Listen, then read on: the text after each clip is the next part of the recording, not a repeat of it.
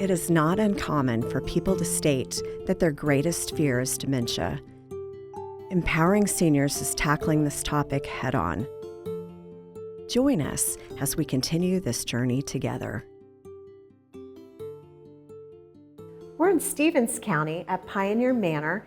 I'm with the CEO, Linda Stalcup. Linda, welcome to the show. Thank you, Catherine. So you're the CEO of Stevens Hospital, County Hospital, and also Pioneer Manor. And we're here today to find out about the PEAK system that you're modeling after. Can you tell us a little bit about that? Well, PEAK program is a Medicare incentive program, so we get extra Medicaid dollars, and it is all about person-centered care and how we mainly address our dementia residents. What are the big cultural differences that you've implemented here? Well, first of all, we were lucky enough to have a building that was built on the household model. So we already didn't have any overhead sound system, which is really important. You don't get a page overhead at home. We're trying to mimic a home-like atmosphere. We had nurses stations in all 4 of our households here at Pioneer Manor. So we took those nurses stations out. So now our nursing staff is out amongst our residents, doing their work, sitting at the kitchen table with the resident. So the whole goal is to have your residents feel like they're in just a normal household environment. What are some of the other ways that you do that? When they come in or they're admitted to Pioneer Manor, they can do whatever they want to with their bedroom. And all of our rooms are private, which is really important as well. So they're able to bring as many things from home as they can get in their room. Their furniture, they can put as many pictures on the wall as they want to. That's really important that they have things that remind them of home. How are you different in terms of scheduling their day and their evening? Well, we don't schedule their day and their evening. They schedule. We have a huddle in the morning, and they can plan if there's anything big that day. One thing that they would plan is there's going to be a baby shower, for example. How are we going to handle that? How do you want that to look like? So our residents are able to get up when they want to. They have their natural sleep cycle. We want to mimic what happened at home. So for example, if we have a new resident and they woke up every morning at 10 and read their paper and had a cup of coffee, that's what we want to happen here. I noticed the hydration station. Tell us about that. Well, when we first moved into our building, that was the CNA station. So they had a big desk, and we find out upon admission what their likes are. Like, for example, if they wanted to have fruit and nuts before they went to bed, that's what they did at home. That's what we want available in the hydration station. Mm-hmm. So they get up 24/7, food and drink is available to them, their favorite food and drink. What about visitors that they might have? Well, if you remember when you went to see grandmother, what would she do? She'd give you things to eat and drink. So she can go in there, he or she, grandpa can go and get whatever food they want to and give to their grandchildren, their children. Your residents here, how do they look out for each other, being that they're in 4 different households basically? It's all under one roof, but 4 different neighborhoods per se. And how does that seem to work well here? It really works out very well. They are a neighborhood, just like when they were in the community, they had a neighborhood. They had their neighbors that they maybe lived beside for years, or somebody moved in, they knew them. So that's how it works here. They look out for each other, they care for each other, they become family. For example, I was walking through one of the households, and one of the residents said, "Linda, can I get a drink of water?" I said, "Of course." So I go to the main kitchen, into the kitchen, get a glass of water, and one of the other residents said, No, he has to have thickener in that. So they know each other, they take care of each other. That would have been a really potentially serious mistake. So what is thickener for? You put in their drink to prevent possible aspiration. And so that's if they're starting to have swallowing issues? Correct. Okay. Correct. Well, that's really great that they get to know each other that well. And it sounds like they kind of become family. They do. They take care of each other, love each other. Mm-hmm. So I know the 5 senses is key. Tell us a little bit about the 5 senses here and what that means to you and how you have brought it into daily lives. Well, one of the main things is, one thing that we don't forget, whether we have dementia or not, is the smell of cooking. So each one of our households has a kitchen on it, and cooking is done on that household because we never forget the smell of what cookies smell like when they're baking, or turkey at the holidays. You know, I've heard people talk about even if a dementia patient doesn't really know where they are, it still can feel like home because there's the kitchen, there's the living room with the TV. So give us an example of the cooking in the building. Okay, there's a main kitchen, and the main entree for each meal at noon is done in the big kitchen. And all the sides and any baking is done on the household itself. And breakfast is made to order. That's also important. They get up when they naturally get up. And although some residents really want to wake up time, we just honor their wishes because we say their voice, their choice. Their voice, their choice. That's great. And when was this built? In May, we moved in May of 2012. Okay, so it's pretty new. And you were involved at the beginning in getting it constructed. So tell us about the process, because you wanted this to be special. Yes, it was a process. We had a committee of 7 people that we called ourselves the Color Committee. So we traveled to Wisconsin and worked with a company that all they did was senior living. One of the people that we worked with when we were constructing it said, well, I have somebody that they're good with color, but that wasn't good enough. This was going to be their home. So we wanted things done exactly right. So we put a lot of time. We traveled, I believe, twice to Milwaukee to make sure that we got it right. And we did come up with 7 different color schemes. And so we presented to the residents and let them pick out their 4 favorite. And it was so funny, one of the board members said, well, Linda, these are colors that my grandmother would like. I said, we did well. And Main Street's so beautiful with the glass and the iron. What was the inspiration behind that? It's supposed to look like a main street. So the carpet was supposed to look like cobblestone. So we really worked on that. And also we wanted, a barber shop. And the chapel was really important to get that right. And there's a lot of natural light in the building. Very important. And that was intentional. It was. And you have courtyards for each household. Each household has their own courtyard, and residents are able to get out on those courtyards very easily because studies show that when our elderly are able to get outside by themselves, they have a higher quality of life. How many facilities are built with some of these concepts in mind? A lot more up north in eastern Kansas. We're probably one of the very few in this part of Kansas. How does Kansas rank overall, would you say, across the country in terms of being on the cutting edge of dementia care? We're really, really high up there. Kansas does a great job with dementia care. You had the high school choir here today. We did. How often do you bring in people from the community and get that multi-generational aspect going? The show choir comes at least on let's just say it's a regular time in our lives. They would come twice. Just hear those sleigh bells jingling, ring, ting, tingling too. Come on, it's lovely weather for a sleigh ride together with you. Outside the snow is falling and friends are calling you. Come on, it's lovely weather for a sleigh ride together with you. Giddy up, let's go. Let's look at the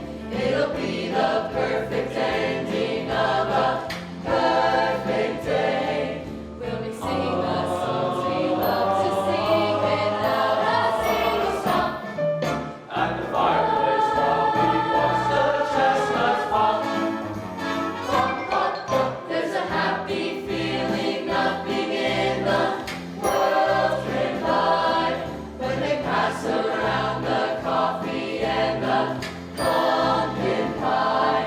It'll nearly be like a picture frame by Korea and eyes.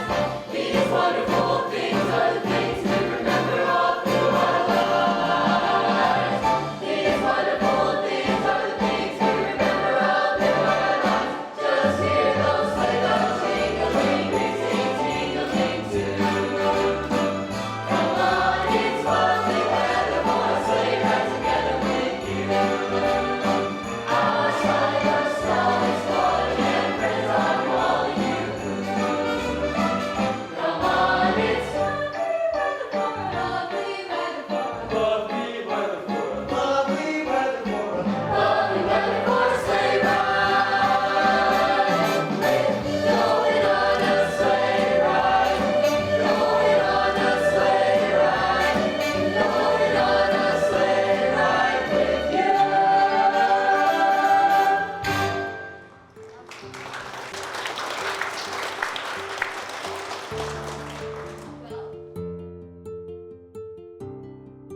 Now we're with Todd Snur, one of the RNs here at Pioneer Manor, and you're in charge of one of the households here as RN. What do you enjoy about working with dementia patients? I enjoy the elderly on how they interact with other people. Sometimes it's a challenge on trying to find what cues they actually need because of the different kinds of dementia. Some people will react to just visiting and talking. Some people, you have to find different approaches to get them to kind of persuade them to do what you would like for them to do. And sometimes it's okay just to back off and let them do their own thing. So tell us about a day in your life here. Every day is a different challenge. We work with different residents. They come out in the mornings. They get up when they want to get up. We don't have a specific time when they want to get up. And every day's different. That's what's kind of fun about working with dementia patients, because some days are just totally different than the other. And sometimes it's a challenge trying to figure out what they want to do throughout the day. It's fun to interact with a lot of the residents. I like working with the elderly. My household has a lot of oriented patients.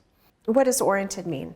You can have a conversation with them, and they kind of know what's going on throughout the day and stuff like that. Yeah, they have their periods of times where they forget. I forget some things like everybody else does, but sometimes it's just a challenge, and you can have a lot of fun with them and have good conversation with them. And a lot of times they like talking about the old days and stuff like that. I love history, and so I enjoy talking to them about, the early 30s or the dirty 30s or the 40s, or if we have veterans, and talking to them about their war times, if they're veterans and stuff. And how do you help maybe family visitors in having conversations and spending time? What kind of advice would you have for a viewer that has someone in their life suffering with dementia? You have to be patient with them and trying to find the right approaches to get them to where they want to be. Some things work, and so you have to find a different way to get them to fulfill their day, or to get them to eat or take their medicines. Everything's a different day. Is there a gift, do you believe, in having that patience and just letting things evolve? You can't get angry with them, you can't get frustrated with them, and there's times that you want to be, or you can get that way, but you can't let it happen, because it's just going to make them more frustrated and more agitated. And so the more time you can spend trying to figure out what the different approaches to what they need, makes your life a whole lot easier if you can find the right one. And sometimes there's different ones for different things, and every day's different. One approach may work one day, the next approach may not work. What do you think is good about not having dementia patients on a really tight schedule? Because it gives them the freedom to do what they want to do. This is their home. The rooms that they have, they can decorate whatever they want. This is their surroundings. This is their area. If you get too close to them, you can scare them and get them frustrated. It's good because they have their independence, per se. They have the will to do what they want to do whenever they want to do it. That's the joy of fun of working at Pioneer Manor to me. Meet Adriana Tinico. You are a household coordinator. Yes. So what is your job here? Well, I make sure that everything is running smooth in the house. I take care of the CNAs, making sure that they're completing all that they need to do. I build a relationship with the residents' family. If they have any questions, they can always call me, and I make sure that it get passed through all the CNAs, the nurse. I mean, it's just like the mom of the house. The Just mom of making the sure house. that everything is good. So what kind of questions do family members have? What are some common questions that you field? Whenever we get new residents coming in the building, they're always asking, how are they feeling? How are their emotional feelings? If they're adjusting to the place, if they're liking the food, and if they need anything like personal stuff. I always make sure that I build that relationship with the residents and make sure to know what are their likes, how are they feeling emotionally, because it's really hard for them to come to a new place, and it is really important for them to feel like they're at home. Mm-hmm. So before they come in, we do an interview with them so we can find out a lot about the residents. And that way we can make sure that they're just feeling like home. Food is very important. If they don't like the food, things just aren't going to go well. No, we always give them choices. Even though we have a menu for the day, we have other options. And they decide if they like what's on the menu or if they decide what we have on the alternatives. So they choose what they want to eat. And then they decide what time they want to eat. Do you ever have families with a dementia patient that they're not quite sure how to interact? Yes. Mm-hmm. And what are some tips that you give? I always tell them to be patient, because with dementia patients, you have to know how to approach them. You need to pay a lot of attention to how they react. And I always tell them, like, with the education that we get, they tell us how to approach them, to try to understand them. Mm-hmm. And I mean, like, I have to watch every little details with them, because some of them, you kind of want to understand what's going in their minds, but it's really hard, because some days they will have a good day, they will remember you, they will talk to you, and the next day it's like everything is blank. Mm-hmm. So whenever they're having a good day, I try to call the family, and so they can talk to them, and just to get a little bit of that good day that they're having. So yeah. So they can drive over here and visit. Yes, or they can just see them on the phone or talk to them. Mm-hmm. Is there anything special about dementia that you have a heart for? Well, there was one. This resident came in and she was declining really fast. So for the family, it was really hard to understand what was going on. So one time her daughter came to me and she was like, "What do you think?" And since I'm a CNA, I cannot give advice as medical as a nurse will. But I tried to explain how her changes were going. And she started crying, and she told me, "Adriana, thank you so much."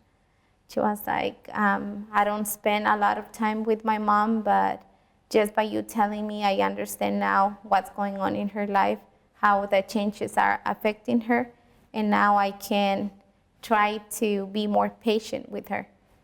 And that was really neat, because I tried to explain everything that we had in our education. And even by the way that they teach us how to walk with them, the way to approach them, it's really important. Mm-hmm. So you take the education that the county provides mm-hmm. and the leadership provides here, and then you're teaching the families. Mm-hmm. Adriana, do you find that families know much about dementia before they start going down this journey? I don't think most of them do, and it's hard for them. It's hard for them to understand. But sometimes we try to let them know. There was one time that this resident was just not paying attention to anything. And in our class, we learned how it affects the way they see. So I was paying attention to the resident. So my way of approaching her was coming in front of her so she could see me directly. And that way she started reacting to me. Mm-hmm. She was paying attention to me. I was able to feed her. I was able for her to walk with me. And then when the family came, I explained that to them. So that's what they did. They approach her that way. They look at her straight to her eyes. They stand up in front of her, and it was so different. It makes a lot of difference by someone knowing how to approach a dementia patient than the ones that they don't know. That's fantastic. And just those simple things that you learned and what a difference it's making to improve lives and improve care. Well, thank you. Thank you. So, Linda, what is the PEAK program? If you could break that down for us a little bit. The PEAK program is a Medicare incentive program. It's done through Kansas State University, and it is to teach all the nursing homes in Kansas that want to be a part of it, culture change, person-centered care. Person-centered care basically is what it comes down to. Is it specific for dementia or it's nursing homes in general? Nursing homes in general. And so you're working your way to obtain that status? Yeah, we are, and the ultimate is being a mentor home, where other nursing homes, they call you when they're in the PEAK program, especially if they're in the foundation level, they'll give you a call and say, what did you do to get it to the next level? And you tell them what you did, you can share policies, and they also come and see your nursing home, which we did that more than once. We went to Manhattan to see their nursing home there, and that's what the final level is. So what's the goal of all this? The working together, the collaboration, the ideals and standards. What is being accomplished in the nursing home industry? It's to make your nursing home, one of the important things in PEAK is your nursing home is home-like. It's not going to be home, but it's going to be home-like. So the residents come here and you get to know your residents. One of the important things about PEAK is you do an assessment. We call our assessment Your Choice, Your Voice. And going on the premise that the better you know your resident, the better care you're going to take care of them. Okay. Knowing them is taking really good care of your resident. Another really important aspect of PEAK is consistent assignment. So what we do is each household, they have 4 day shifts, 4 different CNAs that provide the care during the day. And those are consistently in a certain household. And so are the nursing staff as well. And the cooks are called homemakers here. So there's a cook assigned to each shift as well. Well, there's the opposite shift. So there's 2 homemakers for each household because they do opposite shifts. Housekeepers are assigned to a certain household. They don't go anywhere else unless there's a staffing issue. So there's a lot of day-to-day familiarity with the people that they're seeing. Exactly. I mean, we have a resident that comes in and you don't want a different person assisting you with your bath every day. You want the same person helping you with your bath, and that's what we do here. Linda, I commend you for the personal care that you are devoted to here, and we thank you for being part of our program. Until they're secure, there's care.